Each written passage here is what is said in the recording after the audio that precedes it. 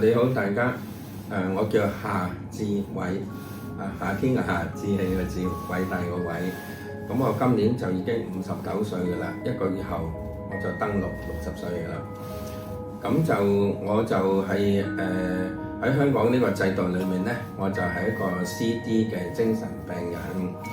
咁就而呢個 CD 咧，我應該係2010年咧就開始，就到2020年咧，我先再申請到就可以 release 翻出嚟咁樣。咁其實跟住咧，我都係要覆診同食藥嘅咁樣。咁如果係整體上呢個 CD 對我人生有咩影響咧？就一句，我人生就 ruin 咗啦，就係咁簡單。咁如果生活上有咩影響咧？就簡單，我有範疇就得㗎啦。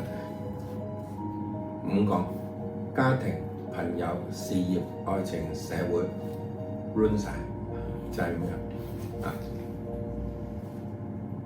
但係呢件事咧，其實我想講就話，其實可能就係一個誤會。呢個誤會可能1、2、3個鐘頭到嘅啫。但我用14、15年嘅時間，先至可以俾有機會講到呢樣嘢。而家就等緊個結果。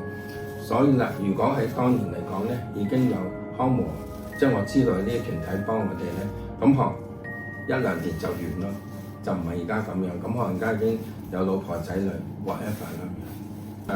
咁頭先講咗嗰5個人生，即係一般人大範疇啦。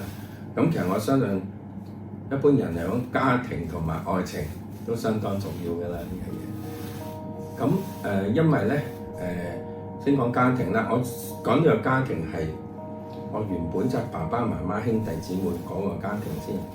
咁其實咧，基本上咧，我係嬲咗佢哋就呢10年，到而家都未解決。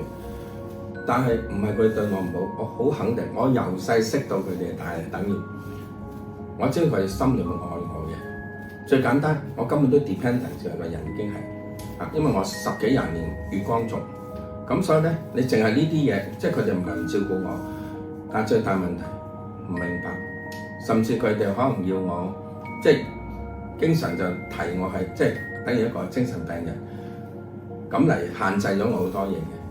咁舉個例咧，就係我而家都就60歲啦，咁係要每日要報俾佢哋我食藥，仲要拍片我食藥呢啲嘢。其實呢啲咧，對一個60歲嘅人咧，其實我係冇呢個，我唔需要一定要咁做，即係我唔想佢哋煩。就有啲嘢咧，簡單講，我 case 有啲唔同就係咧，我係揾到一啲證據係有啲問題嘅，但佢哋係可能好理性咁信咗一啲嘢咧，係基本上同我傾都唔會傾嘅啦，差唔多等於咁。咁後期好啲，因為而家我已經去咗有個legal 嘅有個 chamber 個chamber 就幫我去，就而家度傾緊就好啲啫。